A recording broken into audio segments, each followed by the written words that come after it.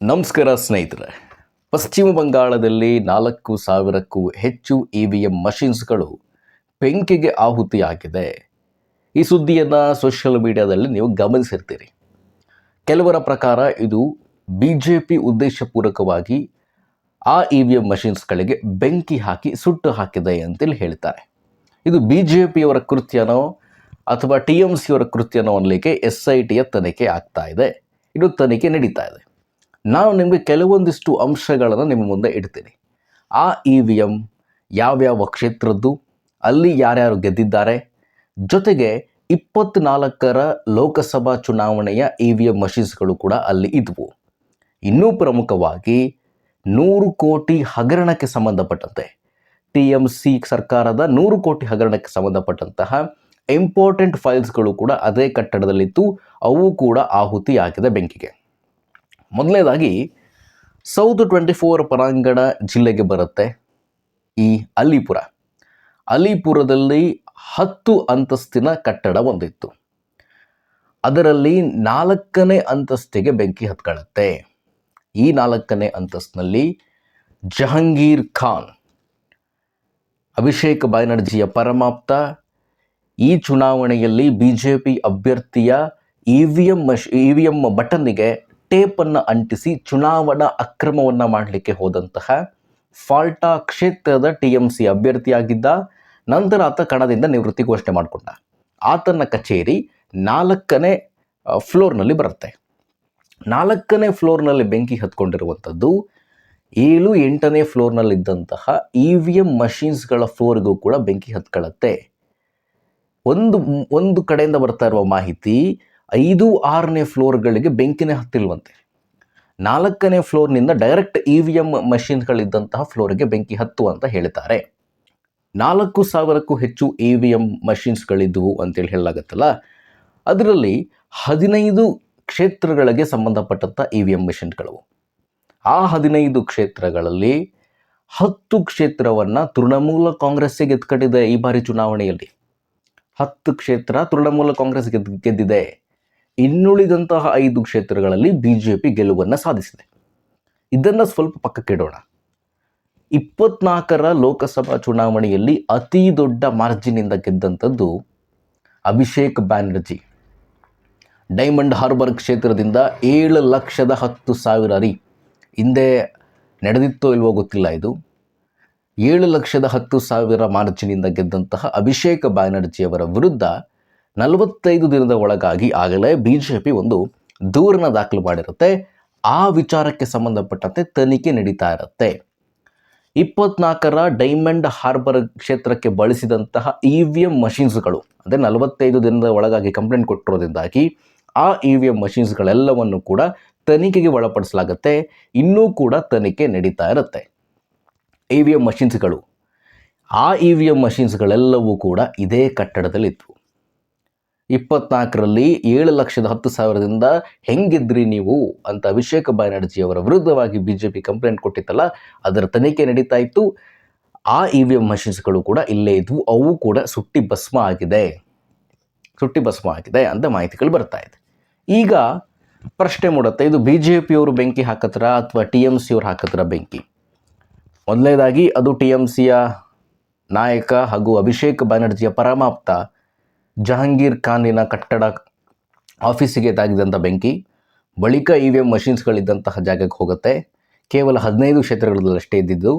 ಅಲ್ಲಿ TMCನ ಮೆಜಾರಿಟಿಯಾಗಿ ಗೆದ್ದಿದೆ. 24ರ diamond harbour ಕ್ಷೇತ್ರದ EVM ಮಷಿನ್ಸ್ಗಳು ಕೂಡ ಅಲ್ಲೇ ಇತ್ತು.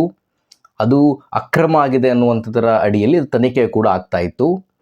TMC ಸರ್ಕಾರದ ಅವಧಿಯಲ್ಲಿ 100 ಕೋಟಿ ಹಗರಣಕ್ಕೆ ಸಂಬಂಧಪಟ್ಟಂತಹ ಫೈಲ್ಸ್ಗಳು ಕೂಡ ಅಲ್ಲೇ ಇತ್ತು. ಅದು CBI ತನಿಖೆಯಲ್ಲಿದೆ. ಅದರ ಸಂಬಂಧಪಟ್ಟಂಥ ಇಂಪಾರ್ಟೆಂಟ್ ದಾಖಲೆಗಳು ಕೂಡ ಅಲ್ಲೇ ಇತ್ತು. ಇಷ್ಟನ್ನೆಲ್ಲ ಕೇಳಿದ ಮೇಲೆ ನೀವೇ ನಿರ್ಧರಿಸಿ ಅಲ್ಲಿ ಯಾರು ಬೆಂಕಿ ಹಾಕಿರ್ಬೋದು. SIT ತನಿಖೆ ನಡೆಸ್ತಾ ಇದೆ. ಸರ್ಕಾರ ಈಗಾಗಲೇ SITಗೆ ತನಿಖೆಯನ್ನು ಒಪ್ಪಿಸಿದೆ. ಯಾರು ಬೆಂಕಿ ಹಾಕಿದ್ರು ಅನ್ನೋದರ ನೀವೇ ಯೋಚಿಸಿ. ಈ ಅಕ್ರಮ, ಚುನಾವಣಾ ಅಕ್ರಮ ಅನ್ನುವಂಥದ್ದು ಪಶ್ಚಿಮ ಬಂಗಾಳದಲ್ಲಿ ಈಗಿನಿಂದ ಅಲ್ಲ, ಹಿಂದಿನಿಂದಲೂ ಕೂಡ ಇದೇ ಚುನಾವಣಾ ಅಕ್ರಮ ನಡೆದುಕೊಂಡು ಬಂದಿತ್ತು. ಈಗ ಯಾವ ಮಮತಾ ಬ್ಯಾನರ್ಜಿ ಸುಪ್ರೀಂ ಕೋರ್ಟಿನ ತನಕ ಹೋಗಿ SIR ಪ್ರಕ್ರಿಯೆಯನ್ನು ನೀವು ನಿಲ್ಲಿಸಬೇಕು ಅಂತೇಳಿ ಹೇಳಿದ್ರು. ಇದೇ ಮಮತಾ ಬ್ಯಾನರ್ಜಿ ಕಮ್ಯುನಿಸ್ಟರ ಅವಧಿಯಲ್ಲಿ SIR ಪ್ರಕ್ರಿಯೆಗೆ ಒಂದು ರೀತಿ ಬೆಂಬಲವನ್ನು ಘೋಷಣೆ ಮಾಡೋ ರೀತಿಯಲ್ಲಿ ಅಕ್ರಮ ನಡೀತಾ ಇದೆ, ಯಾಕೆ ಗೆದ್ದಂತಹ ಸರ್ಕಾರವೇ ಪುನಃ ಅಧಿಕಾರಕ್ಕೆ ಬರ್ತಾ ಇದೆ ಅಂತೇಳಿ ಇದೇ ಮಮತಾ ಬ್ಯಾನರ್ಜಿ ಪ್ರಶ್ನೆಯನ್ನು ಮಾಡಿದರು. 24ರಲ್ಲಿ ಡೈಮಂಡ್ ಹಾರ್ಬರ್ನಿಂದ ಅಭಿಷೇಕ್ ಬ್ಯಾನರ್ಜಿ 7,10,000 ಓಟಿಂದ ಗೆದ್ದು ಬರ್ತಾರೆ.